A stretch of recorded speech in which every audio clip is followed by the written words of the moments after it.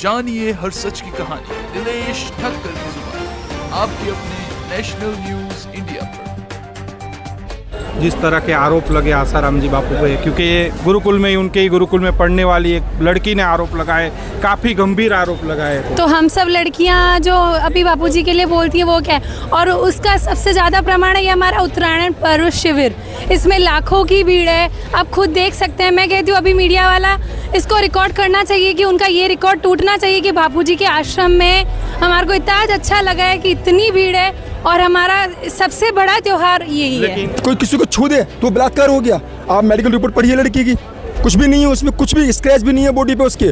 बेफालतू में इल्जाम लगा दिया और आपने उठा के हमारे बापू जी को अंदर ले गए। अरे वो तो आरोप बलात्कार का नहीं लगाया है उस लड़की ने, आरोप लगाया छेड़छाड़ का, और छेड़छाड़ में भी कुछ सबूत होने चाहिए, कुछ खरोच वगैरह कुछ होना चाहिए, वो भी कुछ नहीं आया है।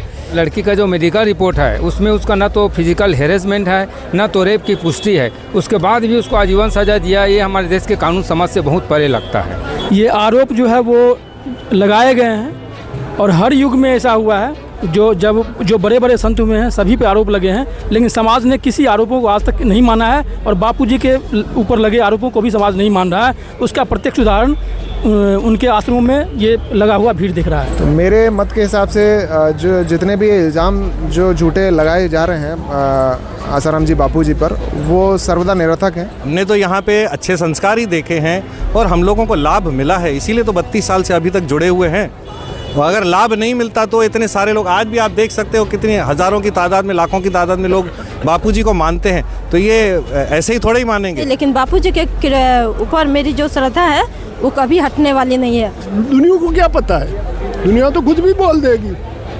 जो बापूजी के यहाँ जो आज मिल रहा है वो कहीं नहीं मिलेगा, बैकुंठ में भी नहीं मिलेगा। देखिए, आरोप लगाने वाले ने तो बहुत सारे आरोप लगाए हैं, लेकिन हमारा अनुभव भी तो कुछ कहता है। हम इतने वर्षों से जुड़े हैं और बापूजी के क्रियाकलापों को जो देख रहे हैं, उन्होंने देश के लिए, धर्म के लिए, समाज के लिए क्या नहीं किया। मैं चाहूँगा कि बापूजी के साथ जो अन्याय हुआ है वो दोबारा किसी भी संत के साथ ऐसा अन्याय नहीं करे, और न किसी संत के साथ ऐसा अन्याय होना चाहिए। देवताओं और राक्षसों का युद्ध जो है वो युगों युगों में होता रहा है, लेकिन जीत किसकी होती है? जीत सत्य की होती है और धर्म की जीत होती है। देर हो सकती है लेकिन अंधेर नहीं होगा। बापूजी की जीत है और जीत रहेगी। और देखो देर हुई है, अभी सोने का सूरज उगेगा, सूर्योदय होगा, अच्छा होगा। अभी हम उसके किरणें की झलक देख रहे हैं, अभी मध्याह्न आएगा, तो मध्याह्न का तो और बापूजी और निखर के आएंगे। ये सब आरोपों में से बापूजी बरी हो जाएंगे। बापूजी के ऊपर कई करोड़ रुपए लगा दिए और वो कुछ बिगाड़ नहीं पाए, क्योंकि बापूजी एक महान संत है और कोई मिटा भी नहीं पाएगा बापूजी को। बापूजी एक ऐसे औलिया हैं जिनको सभी को ज़रूरत है।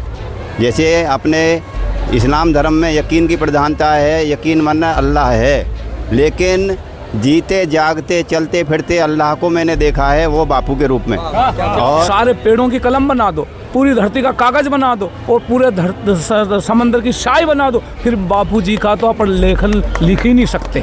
खबर को लेकर आप लोगों की क्या राय है? आप लोग भी वीडियो के कमेंट बॉक्स में जाकर आप लोग भी अपनी राय अवश्य रखिएगा। मिशनरियों द्वारा मीडिया हाउस को पैसा दिया जाता है। एक पैटर्न से चल गया है कि बहुत से समय से साधु संतों को ही बदनाम करने का ठेका इन विधर्मियों मीडिया वालों ने ही रखा है। मीडिया में जानता हूँ, मैं मीडिया में काम कर चुका हूँ।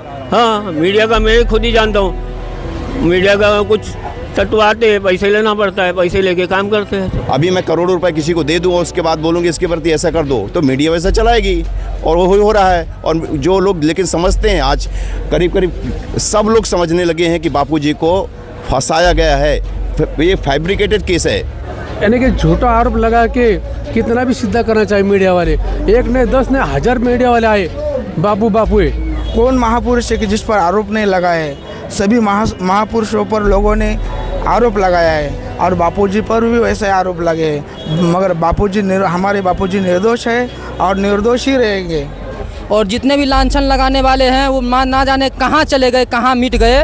और आज भी उन महापुरुषों की सत्ता चल रही है और हम लोगों को दिव्य प्रेरणा मिल रही है। उनकी प्रेरणा के बदौलत हम लोग जीवित हैं और अच्छे संस्कार मिल रहे हैं। और प्रकृति उनको कभी ना माफ नहीं करेगी। बापू माफ कर देंगे, प्रकृति माफ नहीं करेगी उनको। प्रकृति सजा देगी देगी देगी। लेकिन कहते हैं संत सताए तीनों जाएं, तेज बल और वंश, ऐसे ऐसे कितने गए रावण कौरव कंस। फानुस बन के जिसकी हिफाजत हवा करे वो रोशनी क्या बुझे जिसे बापूजी रोशन करे। तो क्या लगता है न्याय मिलेगा, क्योंकि अभी अपील शुरू होने वाली है। 100% न्याय मिलेगा, न्याय मिलेगा, सत्य की जय होगी। और ये तो कुछ भी नहीं, इससे 10 गुना लोग बापूजी को मानेंगे, करोड़ों। और भारत विश्व गुरु होकर रहेगा, इसको दुनिया की कोई भी ताकत नहीं रोकेगी। भारत विश्व गुरु बनेगा और विश्व के ऊपर राज भारत करेगा। बस खेल खत्म है, बहुत खेल जो चल गया थे, अब खेल ऐसा आने वाला है कि भारत नहीं पूरे विश्व में बापूजी का डंका बज के रहेगा, बज रहा है। ये क्या देखो, छोटे छोटे बच्चे, ये देखो कहाँ से आए, इनसे पूछो। हमारे बापूजी अभी तो बेल पे आए हैं। अभी आशा है कि न्यायपालिका समझेगी और जल्द से जल्द हमारे बापूजी को ससम्मान रिहा। जो भी आज तक हमारे बापूजी पे आरोप लगा है वो आरोप सारे खत्म हो और हमारे बापूजी ससम्मान रिहा होके आए। और निश्चित मिलेगा। हमारे अपने भारत के कानून पर पूर्ण श्रद्धा है, विश्वास है। देर सही लेकिन बापूजी जरूर बाहर आएंगे। और अभी आप देख सकते हैं पानीपत कोर्ट ने अभी बापूजी को उस केस में क्लीन चिट दी हुई है। तो जब वहाँ पर क्लीन चिट मिल रही है और 3 बार महेंद्र चावला झूठा साबित हो रहा है, तो फिर बापूजी दोषी कैसे, पूज्य नारायण साईं जी दोषी कैसे? देख लो, अभी पानीपत कोर्ट में हमें न्याय मिला है। धीरे धीरे करके ये जोधपुर केस में तो बापूजी निर्दोष बरी हो जाएंगे। अभी जो सूरत की कोर्ट में लाजपुर जेल में जो नारायण साईं जी वो भी बिल्कुल निर्दोष बरी हो जाएगी। जानिए हर सच की कहानी दिनेश ठक्कर की जुबान, आपके अपने नेशनल न्यूज़